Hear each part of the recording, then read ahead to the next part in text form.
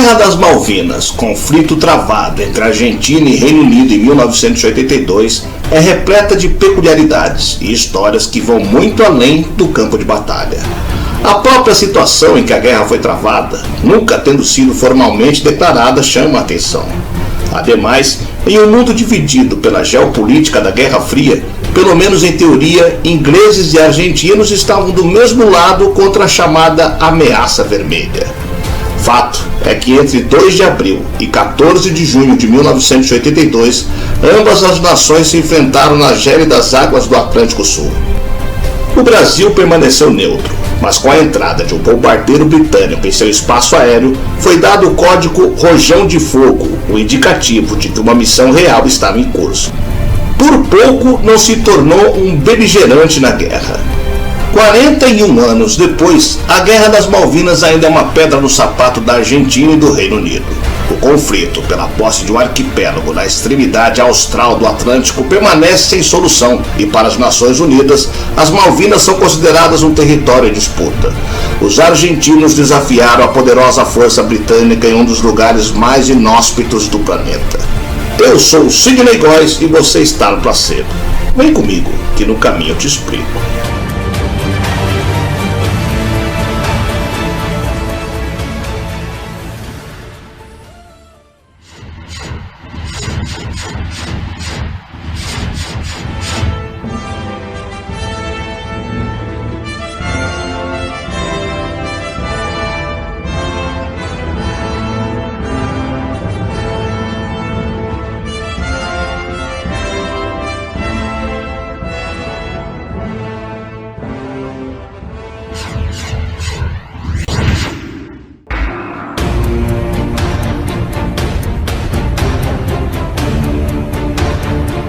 A Guerra das Malvinas, envolvendo Inglaterra e Argentina, se desenrolou de abril a junho de 1982, quase 150 anos depois de os britânicos terem ocupado as Ilhas Malvinas. A Argentina desembarcou no arquipélago 4.000 homens com o objetivo de reaver o território, situado a 400 quilômetros da sua costa.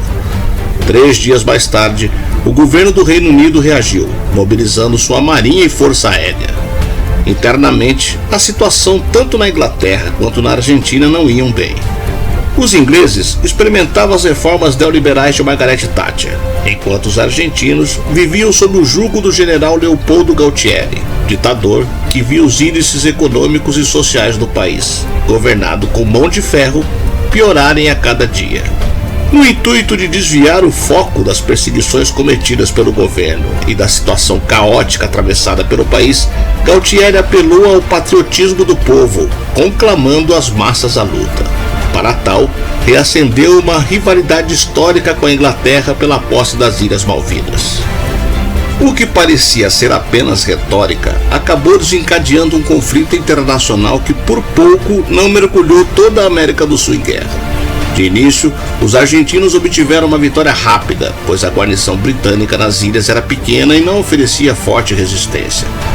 Entretanto, a possibilidade de que o Reino Unido fosse contra-atacar não havia sido levada a sério pelo governo em Buenos Aires. Foi quando a esquadra britânica zarpou disposta a reconquistar seu território que os problemas começaram. Apesar de os demais países sul-americanos terem se mantido neutros, movimentos foram feitos como contramedida no caso da situação se deteriorar. O Peru ofereceu uma esquadrilha argentina e a Bolívia mobilizou voluntários. O único país da região que manifestou apoio aos ingleses foi o Chile, então governado pelo ditador Augusto Pinochet. O Brasil, mesmo que esboçasse apoio à causa argentina, também optou pela neutralidade. Foi apenas em 3 de junho, já no final da guerra, que as coisas esquentaram e o país por pouco não tomou posição. Por mais que dispusessem de uma logística e equipamentos superiores aos dos argentinos, os ingleses estavam bem longe de casa. A cobertura para sua frota era feita da base aérea de Ascensão, um território britânico no meio do Atlântico Sul, a mais de 6 quilômetros de distância das Malvinas. Era de lá que seus bombardeiros Auro Vulcan decolaram para bombardear aeródromos e radares argentinos nas ilhas ocupadas. Não era uma missão fácil. Os Vulcãs precisavam ser reabastecidos no ar, 2 vezes na ida e 3 vezes na volta, além de ser uma viagem extremamente desgastante para as tripulações. Foi no retorno de uma dessas missões que, com a sonda de combustível de um vulcão apresentando problemas, os pilotos decidiram, sem aviso prévio, rumar para o destino mais próximo, a base aérea do Galeão. Os radares de longo alcance da FAB, que operavam com atenção redobrada desde o início do conflito, detectaram uma aeronave não identificada em espaço aéreo brasileiro. Seguindo o protocolo, 2 caças F-5E Tiger II do primeiro grupo de caça, o lendário Sentapua, decolaram para interceptar a aeronave da Força Aérea Real.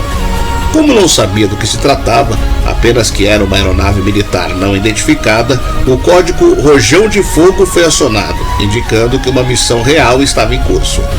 Ao avistar o vulcão, um dos pilotos brasileiros fez contato com a aeronave britânica.